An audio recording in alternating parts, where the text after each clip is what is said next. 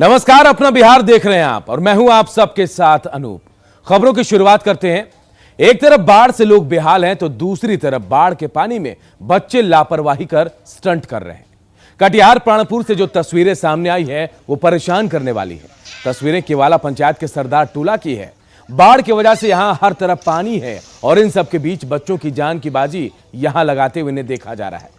बिजली का high tension तार के नीचे पेड़ पर चढ़कर ये बच्चे पानी में जानलेवा छलांग लगा रहे हैं। हादसे को खुलेआम न्योता दे रहे हैं। स्थानीय मुखिया कई बार बच्चों को समझा भी चुके हैं, लेकिन इसके बाद भी ये बच्चे मानने को तैयार नहीं।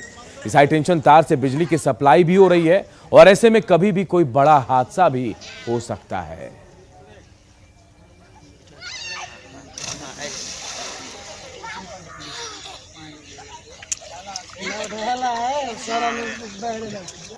बिल्कुल गलत है। और जो परिस्थिति अभी बनी हुई है, बाढ़ की स्थिति, जो गंगा नदी का पानी का जो स्थिति है और बाढ़ की जो स्थिति है, उस स्थिति में हमने भी स्थल निरीक्षण किया। कुछ बच्चे जो हैं वो छलांग मार रहे थे, पेड़ पर चढ़कर छलांग मार रहे थे। ऊपर से 11,000 वोल्ट का तार है और नीचे तो एक बाढ़ का पानी में डूबने का भी खतरा है। इससे लोगों को हमने समझा बुझा कर आए हैं वहाँ से, और दोबारा इस तरह से बच्चा इस तरह का हरकत नहीं करे। हम लोग ये सारा चीज़ उनके घर अभिभावक लोगों को बोल के आए हैं कि ताकि आपके इस बाढ़ की, इस आपदा की स्थिति में और कोई अप्रिय घटना ना घट जाए। और बात खगड़िया की करते हैं, जहां के करीब 2.5 लाख लोग ऐसे हैं जो बाढ़ से प्रभावित है।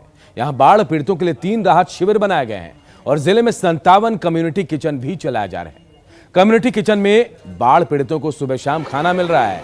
कई जगहों पर तो टेबल कुर्सी तक की भी व्यवस्था की गई है। हालांकि लोगों की शिकायत है कि सुबह में नाश्ते के साथ बच्चों के लिए दूध का भी प्रबंध होना चाहिए। इसके साथ ही जितने भी कम्युनिटी किचन चल रहे हैं वहां मेडिकल कैंप भी खोला गया है। ऐसे ही एक कम्युनिटी किचन का जायजा लिया हमारे सहयोगी दिग्विजय कुमार ने। खगड़िया के दुर्गापुर में स्थित एक कम्युनिटी किचन जो चल रहा है, वहाँ पर अभी हम मौजूद हैं और वहाँ का ये तस्वीर आपको हम ये दिखा रहे हैं कि इस कैंप में प्रतिदिन 12 से 1300 लोग जो बाढ़ पीड़ित है वो यहाँ पर भोजन करते हैं। जो स्थिति आप ये देख सकते हैं कि सुबह और शाम भोजन करने के लिए बाढ़ पीड़ित यहाँ पर पहुँच रहे हैं। हालांकि जो कैंप में साफ सफाई की जो व्यवस्था होनी चाहिए थी वो कम दिखाई पड़ रहा है यहाँ पर। और जो पूरा एक तरह से कहे कि जो बाढ़ से प्रभावित जो रहीमपुर मध्य है वहाँ के ये बाढ़ पीड़ित है, इनको दोनों टाइम भात दाल और सब्जी दिया जा रहा है। क्या क्या मिल रहा है? कहाँ पर आप आई हुई खाने के लिए? दुर्गापुर में खाने के लिए आए हैं। मेरा घर भी दुर्गापुर हुआ, हम दुर्गापुर में आए हैं खाने के लिए। घर में पूरा पानी है? जी, पूरा घर में पानी है, छोटा बच्चा भी है, सब घरे में रहता है। फिर यहाँ क्या क्या मिलता है खाने में? यहाँ पे मिलता है दाल चावल सब्जी। अच्छा जी, संतुष्ट है ना? और कुछ मिलना चाहिए? तो और चीज़ बच्चा के लिए दूध नहीं मिलना चाहिए? सुबह हम जब खाना मिलता है 12-1 बज जाता है, तो सुबह के लिए नाश्ता के लिए कुछ तो मिलना चाहिए। नाश्ता में कुछ नहीं मिलता है। अच्छा जी, चावल मिला है, दाल मिला है, सब्जी मिला है, और कुछ नहीं मिला है। तो ये खाना तो मिल रहा है ना? हाँ, खाना हाँ सुबह सब मिल रहा है खाना। आसान तो है ना ये? हाँ, आसान है। यहाँ पर हाँ, कुछ तो राहत मिला है ना? हाँ, कुछ राहत मिला है। तो पूरे परिवार के साथ आती है खाने के लिए? हाँ, पूरे बार के बाद साथ आते हैं। बूढ़ी माँ है, उसको लेके जाते हैं, थोड़ा बहुत खाना लेके खा लेते हैं। राहत तो है ना? कैंप हाँ, राहत है। इस समय वर्तमान में 57 सामुदायिक किचन संचालित किए जा रहे हैं खगड़िया जिला के अंतर्गत विभिन्न अंचलों में। क्या क्या दिया जा रहा है बाढ़ पीड़ितों को खाने में? खाना दाल चावल सब्जी, ये जैसा कि स्थानीय हम लोग पता लगाएं कि लोगों की इच्छा क्या है, तो उसके क्रम में दाल चावल और सब्जी का जो है व्यवस्था किया जा रहा है, जिसमें दाल और सब्जी ये अलग अलग दिनों में अलग अलग तरीके से दे दी जा रही है। जैसे किसी दिन आपका अरहर दाल है और किसी दिन टेस्ट के अनुसार मसूर की दाल। इस तरह से टेस्ट के हिसाब से लोग स्थानीय जो परिचालन पदाधिकारी हैं वो चेंज कर ले रहे हैं। तो ये साफ तौर पर देख सकते हैं कि जहाँ जहाँ भी कम्युनिटी किचन की व्यवस्था की गई है, वहाँ पर जो मेडिकल कैंप है वहाँ उसकी भी व्यवस्था की गई है। तो ये एक तरह से कह सकते हैं कि जो बाढ़ से जो प्रभावित जो लोग हैं, जो बाढ़ से घिरे हुए लोग हैं, उनके लिए ये कम्युनिटी किचन की शुरुआत की गई है। जहाँ पर कि देख सकते हैं कि जो बाढ़ पीड़ित है वहाँ पर दोनों टाइम भोजन यहाँ पर कर रहे हैं। तो एक तरह से ये कह सकते हैं कि जिस तरह से बाढ़ से प्रभावित लोग हैं और जिस तरह गंगा नदी के जलस्तर में धीरे धीरे कमी होती जा रही है, ऐसे में ये कह सकते हैं कि बाढ़ पीड़ित की भी मुश्किलें धीरे धीरे कम होती नजर आएगी। दिग्विजय कुमार, न्यूज़ 18 खगड़िया। अब बांका की खबर की बात करते हैं तो बांका में बेहरा डांडा मार्ग 2 महीने पहले ही बना था। 1 करोड़ 33 लाख रुपए इस पर खर्च भी किए गए, लेकिन 2 महीने बाद ही सड़क गड्ढे में तब्दील हो गई। निर्माण कार्य में जमकर धांधली का ये नतीजा बताया जा रहा है। स्थानीय विधायक ने कड़ी कार्रवाई का भरोसा दिया है। देखिए हमारे सहयोगी नागेंद्र द्विवेदी की रिपोर्ट। बिहार सरकार दावा करती है कि गांव-गांव तक सड़कें पहुंचाया जा रहा है और सड़क निर्माण में करोड़ों अरबों रुपए खर्च भी किए जा रहे हैं और सड़क जो बनता है लोगों को राहत देने के लिए बनता है, लेकिन बांका में कुछ अजब ढंग का खेला हो रहा है। इन लोगों से जानना चाहते हैं कि क्या क्या समस्या है इधर। नहीं परेशानी तो यह है कि 2 महीना पहले पूरा रोड बना और अभी देखिए रोड में गड्ढे, पैदल चलना भी मुश्किल हो चुका है, आने जाने में परेशानी है सर। अच्छा। पहले से जो मटेरियल दिया रोड में कोई मेटल ही नहीं है, कैसे रोड चलेगा सर? पैसा तो सरकार दे रही है लेकिन जनता परेशानी उठा रहा है। ठेकेदार को कोई मतलब तो है नहीं रोड से। देखिए सर ये कैसी स्थिति है रोड का। मैंने कितना महीना पहले बना है? 2 महीना पहले बना है सर। सर रोड टूट गया, पैदल चलने लायक नहीं बचा, पढ़ने के लिए लोग ट्यूशन कैसे जाएगी साइकिल या पैदल कैसे पार होएंगे? ये सर देखिए ना 2 महीना 2.5 महीना पहले रोड बना है और ये मतलब कि दशा है रोड का, जो कि कोई भी गाड़ी आने जाने में न 3 चक्के का है न 4 चक्के का, कोई गाड़ी आने जाने के लिए सक्षम नहीं है। अब यहाँ से बच्चा लोग कैसे स्कूल जाएंगे बाका। और कल बैठक हुई थी यहाँ, ये सारी बातें उनके दोनों कार्यपालक अभियंता, उनके असिस्टेंट इंजीनियर और उन विभाग के मंत्री के सामने और सांसद के सामने सारी बातों को हमने कहा है कि जो सड़कों का निर्माण हो रहा है उसमें गुणवत्ता का ख्याल नहीं रखा जा रहा है और गुणवत्ता का ख्याल नहीं रखने के कारण ये सड़क का 6 महीना भी नहीं चल पा रहा है। ये बात न करे कि मुझे पत्र माननीय मुख्यमंत्री जी को लिख कर देना पड़े, इसलिए अधिकारियों को कहना चाहता हूं और माननीय मंत्री जी आप यहाँ बैठे हैं, इन सारे सड़कों को अपना दिखवा लीजिए, कार्रवाई करिए। और ग्रामीणों की माने तो सड़क निर्माण के समय संवेदक के द्वारा ध्यान नहीं दिया गया और रोड के हालात तब ऐसे हैं जबकि अमरपुर के विधायक और सूबे के ग्रामीण कार्य मंत्री भी इसी ज़िले से आते हैं और उनके ज़िला का रोड का ये हाल है। ज़रूरत है ग्रामीण कार्य विभाग सड़क को दुरुस्त करे ताकि लोगों को राहत मिल सके। Nagendra, news 18 network, Banka. सीतामढ़ी को नेपाल से जोड़ने वाली राष्ट्रीय राजमार्ग 104 की हालत भी इन दिनों बेहद खराब है। इस मार्ग में कई जगह पर पुल का निर्माण कार्य लंबे अरसे से चल रहा है। पुल निर्माण कार्य की वजह से डायवर्सन बनाया गया और बाढ़ में डायवर्सन के दोनों ओर पानी भर जाता है। इससे यातायात व्यवस्था जो है पूरी तरह प्रभावित होती है। जिले के सुंदरपुर में आवाजाही बिल्कुल बंद है। इतना ही नहीं, छोटे छोटे जो बच्चे हैं चंद पैसों के लिए बाइक वालों को डायवर्सन पार भी करा रहे हैं। देखिए हमारे सहयोगी राकेश रंजन की रिपोर्ट। मैं इस वक्त खड़ा हूं सीतामढ़ी के सुरसंड प्रखंड के सुंदरपुर गांव में और आप इस सड़क की दुर्दशा देख सकते हैं। यह सड़क सीधे सीतामढ़ी जिले को पड़ोसी मुल्क नेपाल से जोड़ता है और स्थिति काफी भयावह है। आवागमन पूरी तरीके से ठप है। जो अधवारा समूह की नदियों के जलस्तर में वृद्धि हुआ है उसके कारण यहाँ पर पुल निर्माण पिछले लंबे अरसे से कछुए की गति से हो रहा है।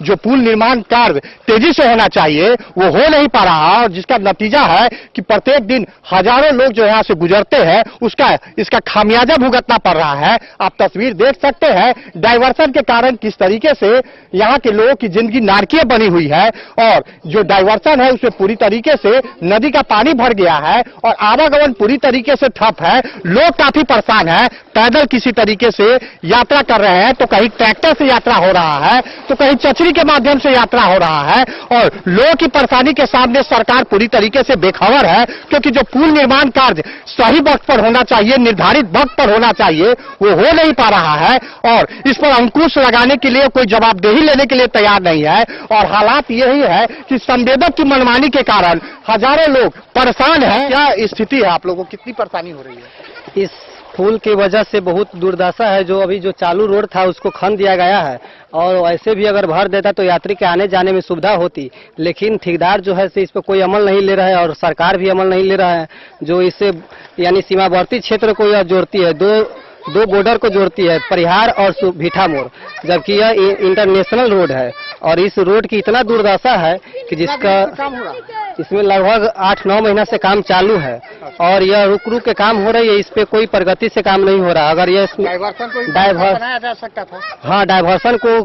डायवर्सन को अगर चाहते तो चालू कर सकते थे, लेकिन इस डायवर्सन पर भी कोई ध्यान नहीं दिया गया है, जिसके कारण से यात्री को आने जाने में बहुत ही समस्या को कठिनाई को सामना करना पड़ रहा है। तो आपने देखा यहाँ के जो लोग हैं उनका कहना है कि सीतामढ़ी से जो सुरसंड को जोड़ने वाली सड़क है उसमें कई जगहों पर पुल का निर्माण हो रहा है और पुल का निर्माण पिछले लंबे अरसे से हो रहा है और पुल निर्माण स्थल पर डायवर्सन का निर्माण किया गया है जहां नदी और बरसात का पानी भरा हुआ है और लोगों को आवागमन में भारी असुविधा का सामना करना पड़ रहा है। राकेश रंजन, न्यूज 18, सीतामढ़ी।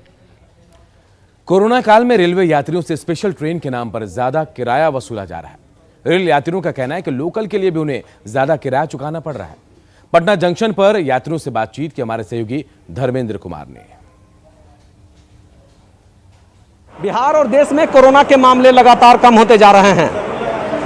कोरोना के मामले कम हुए तो ट्रेनों की संख्या भी बढ़ाई गई, यात्रियों की संख्या तो बराबर बढ़ती ही जा रही है, लेकिन या ट्रेनों की संख्या बढ़ने के बावजूद जो यात्री को भाड़े लगते थे ट्रेन के वो कम नहीं हुए। कहीं ना कहीं भाड़ा अधिक लग रहा है और खासकर जो पैसेंजर ट्रेनों के यात्री हैं उनको अधिक भाड़ा देना पड़ रहा है। उनको एक्सप्रेस और मेल ऐसे भाड़ा को पे करना पड़ रहा है, उनके अपने जेब से अधिक खर्च करने पड़ रहे हैं और ये कहीं ना कहीं यात्रियों के लिए जो दैनिक यात्री हैं उनके लिए परेशानी का सबब है। हमारे साथ कुछ यात्री हैं, उनसे हम बात करेंगे कि ट्रेनों की संख्या बढ़ी है लेकिन यात्री भाड़े में कमी नहीं पड़ी है, उनको अधिक देना पड़ रहा है। किस तरह मतलब परेशानी, जो पहले ट्रेन के भाड़े कम थे पैसेंजर के, अब क्या देना पड़ रहा है आप लोगों को? पहले भाड़ा कम था पैसेंजर ट्रेन का और अभी उसके सीधे डबल हो गया है। जहाँ पे 25 रुपये लगते थे वहाँ पे अभी 50 रुपया हो गया। तो इसके लिए सरकार को कुछ कदम लेना चाहिए, इसके बारे में सोचना चाहिए कि क्या करें। पहले जैसा ही टिकट का रेट होना चाहिए। पहले जो मतलब जैसे यहाँ से मथुरा जाना है तो 100 मतलब 40 रुपया 45 रुपया लगता था, अभी 245-46 रुपया हो गया है मथुरा का। तो परेशान हो रहे हैं यात्री। हाँ, तो यात्री परेशान होगा ना, जो गरीब गुरबे लोग हैं वो तो परेशान होंगे ही। रेल प्रशासन को ध्यान देना चाहिए। हाँ, इस पर ट्रेन प्रशासन को ध्यान देना चाहिए। यात्रियों की साफ परेशानी है कि ट्रेनों की संख्या बढ़ी है, यात्रियों की संख्या है, लेकिन जो दैनिक यात्री हैं उनको अब अधिक पैसे चुकाने पड़ रहे हैं। जहां पहले 20 रुपये में ये लोग सफर कर लेते थे दैनिक यात्री, उनको अब 20 रुपये के बदले 50 रुपये देने पड़ रहे हैं और कहीं ना कहीं यात्रियों के लिए ये परेशानी का सबब है। न्यूज 18 के लिए पटना से धर्मेंद्र कुमार। इधर तेज प्रताप यादव और जगदानंद सिंह के बीच विवाद गहराता जा रहा है और इस मामले पर सियासत भी तेज हो गई है। कांग्रेस इसे आरजेडी का आंतरिक मामला बताते कह रही है इसे विपक्षी एकता पर इसका कोई असर नहीं पड़ेगा, तो वहीं आरजेडी ने कहा कि विवाद जो है वो तेज प्रताप जो आरोप लगा रहे हैं उसकी जांच भी होगी। ये शुद्ध रूप से आरजेडी का आंतरिक मामला है और कांग्रेस का मानना है कि आरजेडी नेतृत्व इतना सक्षम है कि अपनी इन समस्याओं से वो बेहतर तरीके से निपट लेगा और पार्टी में सब कुछ ठीक ठाक रहेगा। तेज प्रताप जी एक जो 75 विधायक होते वैसे एक विधायक हैं और उन्होंने जो भी आरोप लगाया है उसे आरोप में अगर सत्यता होगी तो पार्टी अपने स्तर से पार्टी के संविधान के मुताबिक अनुशासन कमेटी बना करके उसकी जांच करेगी और जांच करने के मुताबिक जैसा होगा वैसा कार्रवाई करेगी और इसमें बहुत सारा कुछ है नहीं। तो आरजेडी के भीतर मचा घमासान और तेज होता जा रहा है। तेज प्रताप यादव ने प्रदेश अध्यक्ष जगदानंद सिंह के खिलाफ बगावती तेवर अख्तियार कर लिया है। कल दोपहर पहले जगदानंद सिंह ने प्रेस कॉन्फ्रेंस कर तेज प्रताप यादव पर पलटवार किया, तो शाम होते ही तेज प्रताप यादव ने भी पीसी की और जगदानंद सिंह पर कार्रवाई नहीं होने तक पार्टी कार्यों से खुद को दूर रखने का ऐलान कर दिया। सवाल है कि क्या आरजेडी दो फाड़ हो रही है? Who is Tej Pratap? I am not accountable to Tej Pratap. I am accountable to the Lalu Prasad. He is my president. Who is he? हमारे 75 एक माननीय सदस्यों में वो भी माननीय सदस्य है। माननीय सदस्य है मैं मानता हूँ, लेकिन इसके बाद क्या है वो? लालू यादव के बड़े बेटे तेज प्रताप यादव को लेकर आरजेडी के प्रदेश अध्यक्ष क्यों गुस्से में हैं? क्यों मीडिया के सवाल पर जगदानंद सिंह ने तेज प्रताप का नाम लेकर उन्हें विधायक मात्र करार दिया? पार्टी संगठन में जिस तरह से तेज प्रताप की हैसियत जगदानंद सिंह ने बताई, इससे जाहिर है कि आरजेडी में ऑल इज नॉट वेल है। दरअसल आरजेडी में घमासान की वजह छात्र आरजेडी अध्यक्ष पद से आकाश यादव को हटाया जाना है। आकाश को हटाए जाने से तेज प्रताप यादव नाराज हैं। भले ही तेज प्रताप कह रहे हों कि पार्टी में किसे रखना है किसे नहीं ये प्रदेश अध्यक्ष का अधिकार है, लेकिन आरजेडी के प्रदेश अध्यक्ष जगदानंद सिंह ने अपने चहेते गगन कुमार को आकाश यादव की जगह छात्र आरजेडी के प्रदेश अध्यक्ष की कमान सौंप दी है और इसी से तेज प्रताप गुस्से में है। इस तरीके का जो बात बोल रहे हैं कि हु इज तेज प्रताप यादव और हु इज तेज प्रताप यादव करके ये हमको ब्लैकमेल करने का काम कर रहे हैं। कल तक तो ये भी बोलेंगे, ये शब्द ये भी बोलेंगे कि who is Lalu Yadav, who is Tejashwi Yadav, who is Misa Bharti. कल तक तो ये भी सवाल कर सकते हैं। कार्रवाई होना चाहिए इसके आधार पे। राष्ट्रीय जनता दल के आपने नियमों के विरुद्ध जाने का काम किया है। अगर इनके ऊपर हम आदरणीय पिताजी से जो अपना भगवान मानते हैं उनसे भी हम ये आपके चैनल के माध्यम से अगर सुनने का काम कर रहे हैं तो हम ये बताना चाहते हैं कि इनके ऊपर कार्रवाई हो।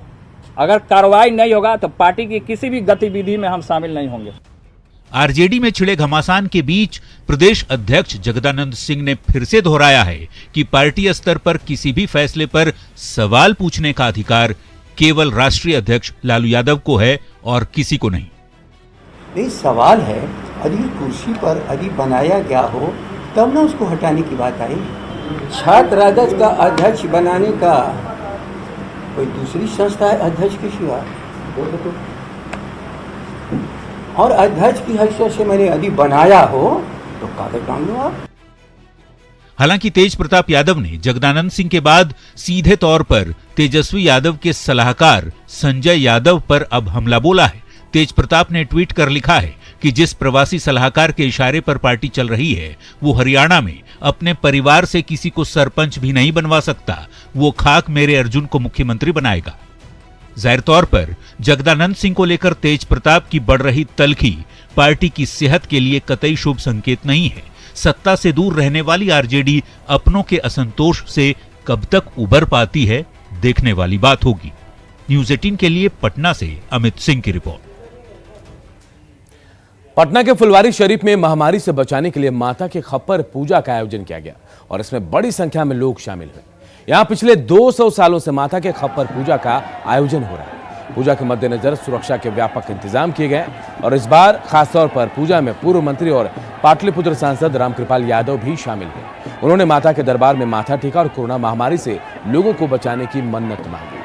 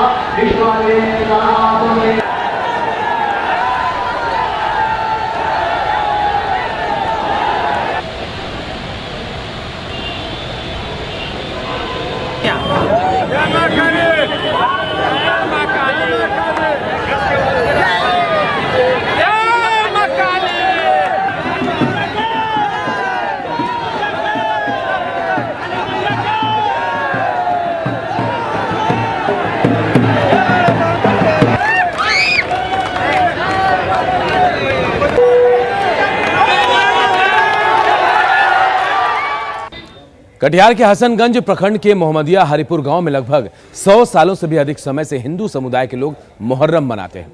खास बात यह है कि इस इलाके में दूर दूर तक मुस्लिम आबादी नहीं है। दरअसल कभी इस गांव के रहने वाले बकाली मियां और छेदी साहब गहरे दोस्त थे और जब बकाली मियां ये इलाका छोड़कर जा रहे थे तो छेदी साहब को इस वादे के साथ मजार सौंप कर गए कि हर साल यहां मुहर्रम मनाया जाएगा। कई पीढ़ी बीत जाने के बाद आज भी छेदी शाह के परिवार अपने पूर्वज के किए गए वादे को निभाते हुए गांव के साथ मिलकर मुहर्रम मनाते हैं।